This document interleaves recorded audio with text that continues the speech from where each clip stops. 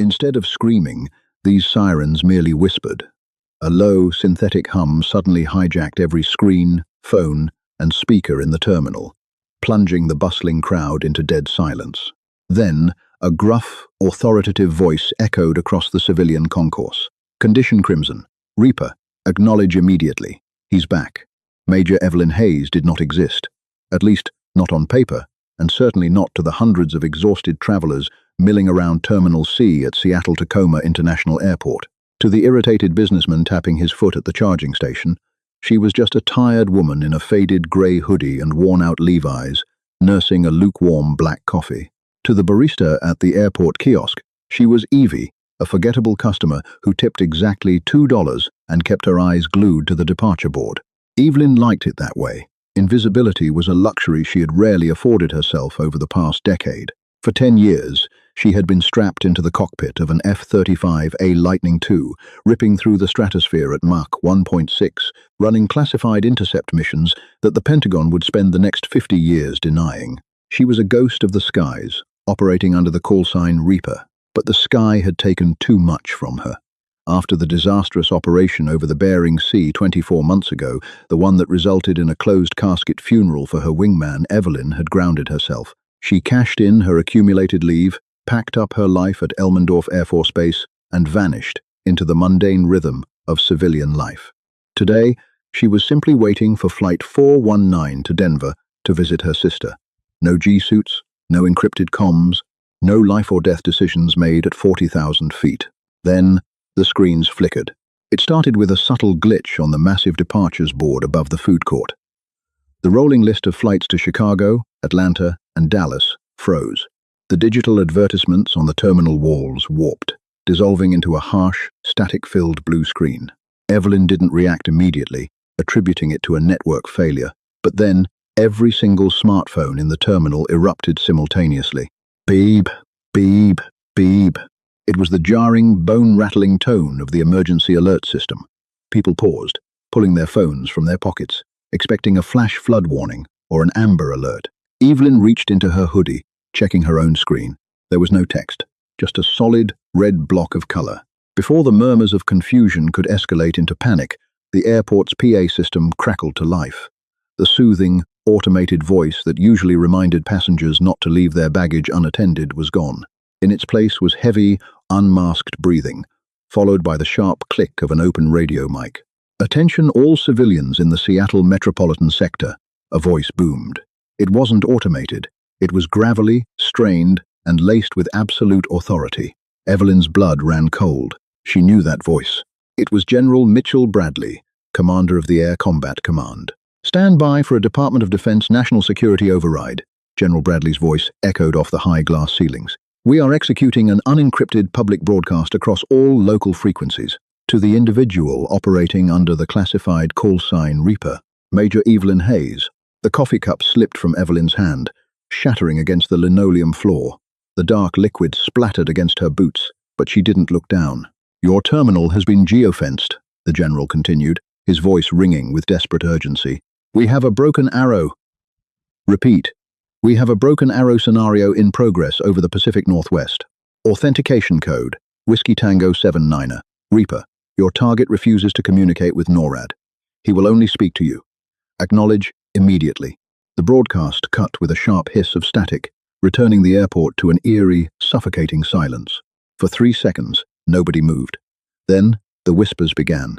The crowd of hundreds instinctively looked around, their eyes darting nervously from person to person. "Did he just say broken arrow?" a college student muttered, looking up from his laptop. Isn't that a missing nuke?" "Who the hell is Reaper?" a woman clutching a toddler whispered, backing away from the open concourse.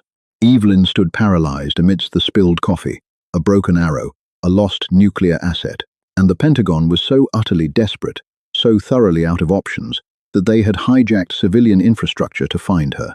They had blown her cover in front of thousands of people. But it wasn't the breach of protocol that made Evelyn's hands tremble. It was the general's exact phrasing. "He will only speak to you."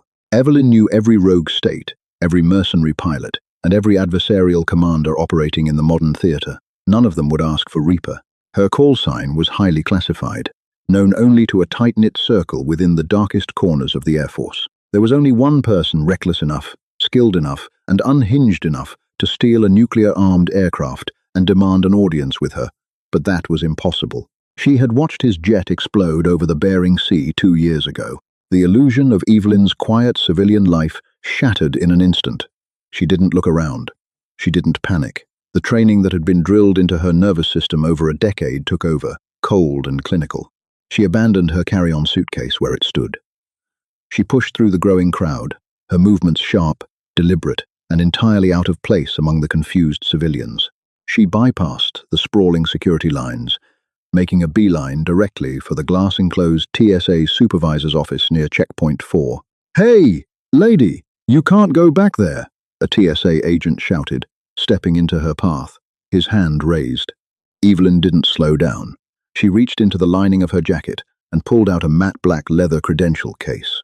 She flipped it open, revealing a gold-shielded Department of Defense identification card with a diagonal crimson stripe, a Level 7 security clearance marker. "Federal override," Evelyn snapped, her voice carrying a lethal edge that made the agent physically recoil. "I need your secure landline, now." She shoved past him, kicking the door to the supervisor's office open.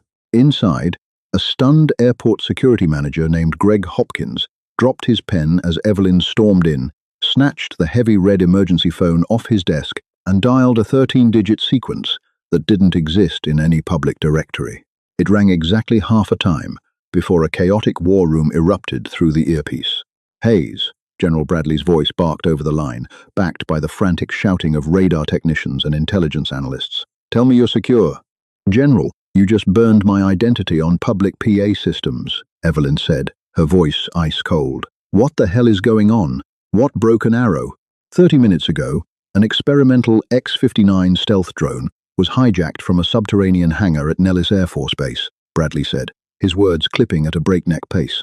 "The payload is a tactical B-61 nuclear gravity bomb. The drone is fully armed, fully fueled, and operating on autonomous override." Evelyn frowned, watching through the glass of the office as airport police began rushing through the terminal, trying to manage the panicked civilians. "An autonomous drone doesn't make demands, General. Who reprogrammed it?" A heavy, suffocating pause hung on the line. "It's Wyatt, Evie," the general said softly. Evelyn's breath hitched. The walls of the small security office suddenly felt like they were closing in. "Captain Wyatt Cole is dead, sir. I saw the telemetry. I saw the debris field. He survived. He was pulled out of the water by a Russian submarine, held in a black site for 2 years, and flipped," Bradley explained grimly. "He infiltrated Nellis this morning. He launched the X-59, locked us out of the mainframe, and set it on a loitering path toward downtown Seattle. 2 F-22 Raptors tried to intercept the drone 10 minutes ago. Wyatt hacked their flight systems and forced them to eject. He has complete electronic dominance." "Why Seattle?" Evelyn demanded, her mind racing, calculating vectors and fuel payloads. "Because he knew you were there," Bradley replied.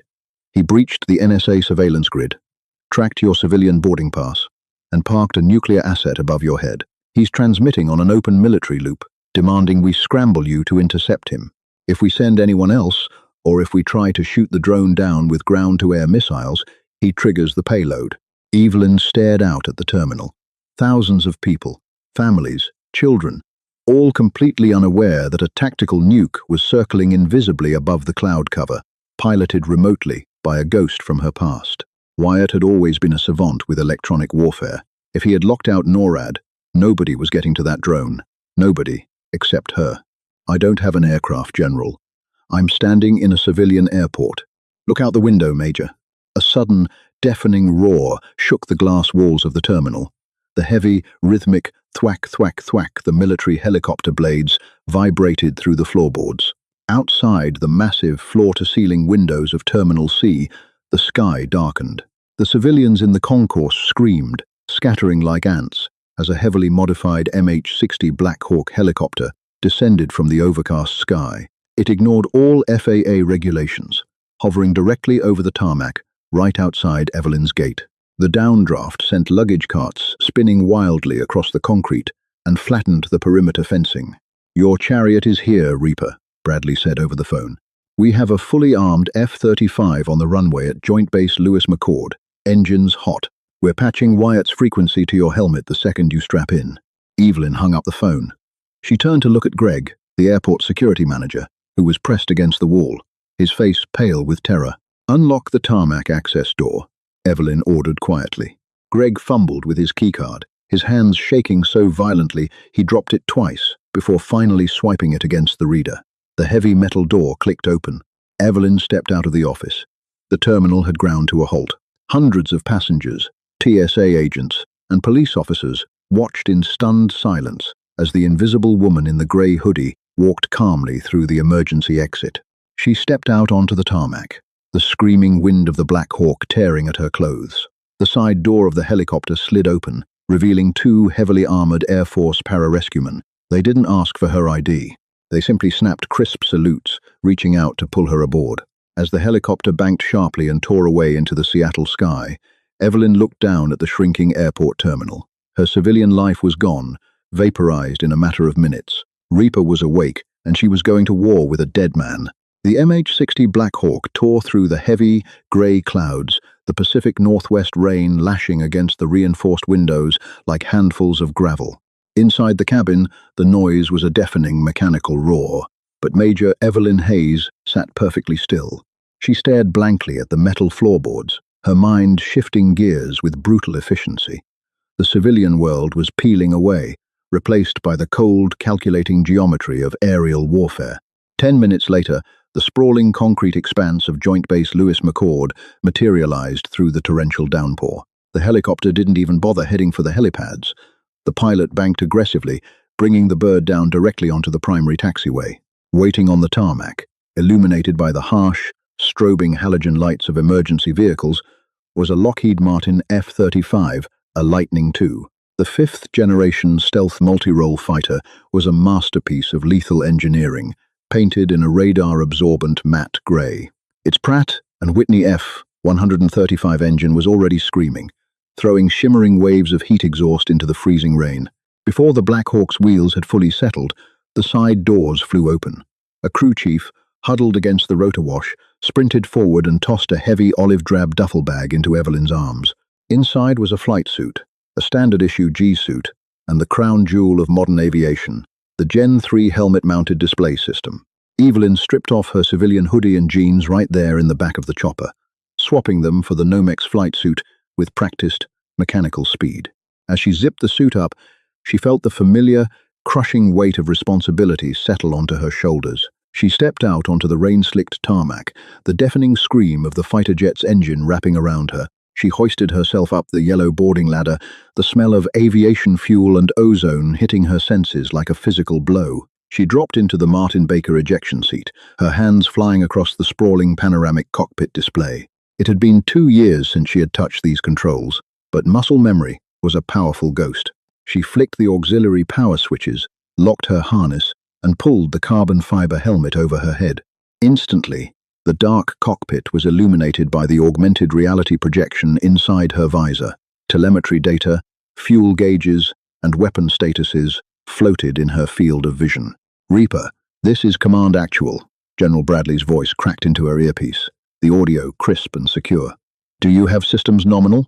"Systems nominal. Command," Evelyn replied, her voice entirely devoid of the panic that was paralyzing the city below. "Arming the ASQ 239 Electronic Warfare Suite, requesting immediate vector to target. Target is loitering at 22,000 feet, directly over the downtown Seattle corridor," Bradley commanded, his tone tightly wound. "He is flying in a holding pattern above the Space Needle. You are cleared for immediate supersonic climb. Intercept and establish comms. If he makes a hostile maneuver, you are weapons free. Acknowledge." Evelyn's gloved hand gripped the throttle. "Weapons free. Acknowledged." She signaled the ground crew. The chocks were pulled. Evelyn slammed the throttle forward, engaging the afterburners. The F-35 surged down the runway, a 35-ton spear of metal accelerating with terrifying, bone-rattling force.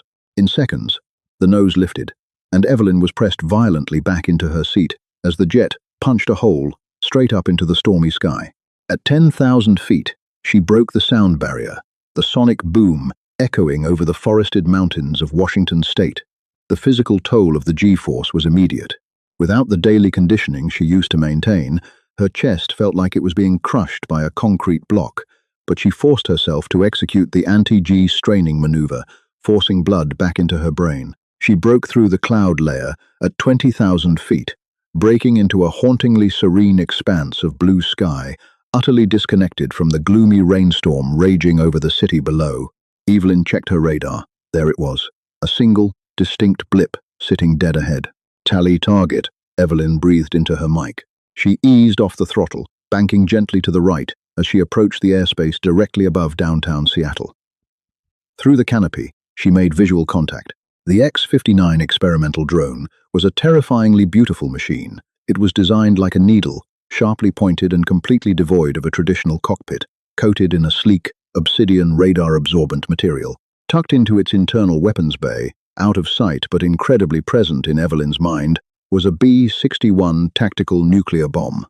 Enough firepower to vaporize 3 million people. Evelyn matched the drone's speed, pulling up alongside it until their wingtips were less than 50 feet apart. Up here, in the deafening silence of the stratosphere, it was just the two of them. "Command, I am in position," Evelyn reported, her eyes locked on the black fuselage of the unmanned craft. Initiating UHF override on the specified frequency, Evelyn switched her comms panel, dialing in the hijacked frequency the general had provided. She took a deep breath, her heart hammering against her ribs like a trapped bird. "Wyatt," she said softly, the name tasting foreign and heavy on her tongue. "This is Reaper. I'm here." For 10 agonizing seconds, there was nothing but the steady hiss of background static. Below them, Seattle was completely oblivious to the apocalyptic standoff occurring in the heavens above. Then, a click. "You always were fast, Evie." The voice was raspy, exhausted, and distorted by encryption, but the cadence was unmistakable. It was Captain Wyatt Cole, the man she had mourned, the man she had watched die. A sharp, painful lump formed in Evelyn's throat, but she swallowed it down. "Wyatt, they told me you were dead. I watched your bird go down in the Bering Sea. I saw the telemetry flatline." "I did go down," Wyatt replied, his voice eerily calm over the radio. "And I did die, on paper. But not because of a Russian SAM battery, Evie. We weren't shot down by the enemy. We were shot down by our own people." Evelyn's grip on the flight stick tightened. "What are you talking about?" "I'm talking about Bradley," Wyatt said, his voice hardening into a blade of pure anger. "I'm talking about General Mitchell Bradley. You think I hijacked a nuke to terrorize a city? Look at your threat warning receiver, Evie. Scan the drone." Evelyn hesitated, then shifted her eyes to the sensor sweep on her visor. The X-59 was painted with target locks, but the telemetry returning from the drone's internal bay was strange. The arming sequencer on the B-61 wasn't active. It was in safe mode. The drone was completely incapable of detonating the weapon. "The nuke is a paperweight," Wyatt confessed, his breathing shallow. "It's a bluff. I needed a threat massive enough that Bradley couldn't cover it up. I needed to force a national security incident so loud that he couldn't just sweep it under the rug. And I needed him to send you." "Why me?" Evelyn demanded, banking slightly to maintain her formation with the drone. "Because you're the only pilot in the sky I can trust to pull the trigger on this," Wyatt replied. 2 years ago, our mission wasn't to intercept a Russian bomber. We were carrying data drives from a whistleblower at the Pentagon, proof that General Bradley has been selling classified avionics schematics to a private military contractor operating out of Eastern Europe. He used our flight over the Bering Sea to assassinate us. He hit my jet with a classified orbital laser platform. I barely ejected in time. Evelyn felt the blood drain from her face. General Bradley, the man who had given the eulogy at Wyatt's funeral. The man currently listening to this very broadcast from his command center. "I spent 2 years surviving in a Siberian gulag, Evie," Wyatt continued, his voice cracking with exhaustion. "I escaped. I spent 6 months tracking down the backup files. I have them. They're loaded onto the mainframe of this drone. But Bradley has the entire airspace jammed. I can't broadcast the files to the Department of Justice from the drone. The signal is too weak. I need a relay." "You want me to link my jet to your drone?" Evelyn realized, the full weight of the situation crashing down on her. "Yes," Wyatt said. "If you open a secure tactical data link between our aircraft, I can use your F-35's comms array to bypass Bradley's jamming net. I can dump the files directly onto the public internet and every major news network in the country. But the moment you open that link, Bradley will know what we're doing. Reaper, this is command. General Bradley's voice suddenly violently interrupted the frequency, his tone stripped of all military professionalism, replaced by raw, frantic panic. The target is stalling. He is attempting to deceive you. You are ordered to engage. Fire your aim. 120 missiles immediately. Bring that drone down now. Evelyn's mind raced, processing the converging vectors of truth and deception. She looked at the drone flying off her right wing. She looked at the radar screen, which showed the jamming signals originating from military satellites controlled by Bradley. If Wyatt was lying, she was helping a terrorist broadcast a digital virus or state secrets. If Wyatt was telling the truth, she had been taking orders from a traitor who had murdered her best friend. Major Hayes, Bradley screamed over the radio. That is a direct, lawful order from the Commander of Air Combat Command. Fox 3, fire your weapons. Evie? Wyatt's voice cut through softly, riding underneath the general's screaming. I don't have much time. I'm bleeding out. The security at Nellis. They caught me on the way to the control terminal. I'm piloting this drone from a warehouse in Vegas, and I have maybe 5 minutes before my heart stops. Evelyn closed her eyes for a fraction of a second. She remembered the day before the Bering Sea mission. She remembered Wyatt lending her his lucky lighter. She remembered his laugh. A Russian sleeper agent wouldn't know the things he knew.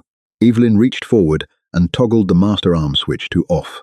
Command, this is Reaper, Evelyn said, her voice dropping to a terrifying, absolute calm. Weapon systems malfunctioning. I cannot comply with your order. Hayes, you traitorous bitch, Bradley roared. Evelyn muted the command frequency entirely. The cockpit went blissfully silent, save for the steady hum of her own breathing and the rush of the wind outside. Wyatt, I'm opening the port, Evelyn said, her hands dancing across the digital displays. Syncing data link now. Send the package. Copy that, Reaper. Initiating handshake, Wyatt replied, his voice noticeably weaker. On Evelyn's HUD, a progress bar materialized. Uploading encrypted package, 10%. Suddenly, the threat warning receiver in Evelyn's helmet erupted into a shrieking, high-pitched alarm. Beep, beep, beep, beep, beep. Missile launch, the automated cockpit voice warned. Surface-to-air missile launch detected. Evelyn snapped her head down to the radar. 2 Patriot PAC, 3 interceptor missiles were rocketing up from the ground, launched from a mobile battery hidden in the mountains below. Bradley had bypassed her entirely. He had ordered loyalists on the ground to shoot the drone down before the transfer could complete. Wyatt, we have incoming, Evelyn yelled. 2 fast movers, closing fast. Time to impact, 40 seconds. I can't evade them, Evie, Wyatt gasped over the comms. The drone isn't built for high-G maneuvers. If the link breaks, the upload fails. Uploading, 35%. Evelyn didn't hesitate. She slammed the throttle forward, banking her F-35 sharply to the left, placing her own jet directly between the incoming Patriot missiles and the X-59 drone. What are you doing? Wyatt shouted. Buying you time. Evelyn gritted her teeth as the G-force pinned her to the seat. She was flying interference, presenting her fighter as a larger, more appealing radar cross-section to confuse the missile-seeking systems. Uploading. 60%. 20 seconds to impact, the automated voice chimed. Evelyn watched the contrails of the missiles punching through the cloud layer beneath them, streaking upward like fingers of white fire. She kept her jet perfectly aligned, shielding the drone. Evie, break off. They're going to hit you, Wyatt pleaded. Keep the channel open, Evelyn barked, her eyes locked on the approaching threats. Uploading. 85%. 10 seconds. The missiles were closing at Mach 4. Evelyn's fingers hovered over the countermeasures suite. She waited. 9, 8, 7. Upload complete, Wyatt yelled. The files are out. Break off. Evelyn jammed the stick hard to the right and slammed the countermeasure deployment button. The F-35 violently rolled, violently dumping a massive cloud of burning magnesium flares and radar-reflecting chaff into the sky. The 2 Patriot missiles, blinded by the sudden explosion of heat and radar noise, lost their lock. They screamed past Evelyn's canopy, missing her wing by less than 100 yards before self-destructing harmlessly in the upper atmosphere. The shockwave rattled her teeth, but the jet held steady. Evelyn pulled out of the dive, leveling the aircraft, her chest heaving as she sucked in pure oxygen from her mask. "Wyatt," she breathed into the mic. "Are you there?" There was a long, heavy silence. "I'm here," Wyatt whispered, his voice fading rapidly. "It's done. Every news desk in the world just received Bradley's bank records, the classified schematics, and the audio of him ordering the strike on us." Evelyn looked out her canopy at the sleek black drone flying steadily beside her. "What happens now, Wyatt?" "Now, the drone crashes into the Pacific Ocean where nobody can recover the tech," Wyatt said. His breathing was labored, a death rattle echoing through the encrypted channel. "And I finally get some sleep. It's good to hear your voice, Evie. Tell my mom. Tell her I didn't die a traitor." "I'll tell her, Wyatt," Evelyn said, tears finally breaking free, sliding down her cheeks beneath the dark visor. "You did good, wingman." "Clear skies, Reaper," Wyatt whispered. The radio clicked off, the connection severed. Evelyn watched in silence as the X-59 drone banked sharply away from her, nosing down into a steep, unrecoverable dive. It pierced the cloud layer, plunging toward the freezing depths of the Pacific Ocean, taking its secrets and Wyatt's final ghosts to the bottom of the sea. Evelyn Hayes pulled back on her stick, turning her F-35 south. By the time she landed at an abandoned airstrip in Nevada, General Mitchell Bradley was already in federal custody, surrounded by military police who had seen the broadcast. The world would never know how close it came to a nuclear disaster over Seattle. They would never know about the dead man who saved them, or the invisible woman who held the line. Evelyn wiped down the cockpit, dropped her helmet on the seat, and walked away into the desert night. The Reaper was gone, and this time, she wasn't coming back. The line between hero and traitor is often written by the victors, but true courage lives in the shadows, where the deadliest secrets are kept. Major Hayes sacrificed everything to prove a dead man's innocence, proving that the deepest betrayals come from those we trust the most. If you were captivated by this intense, high-altitude thriller, smash that like button, share this story with your friends, and subscribe to the channel for more pulse-pounding, real-life-inspired military drama.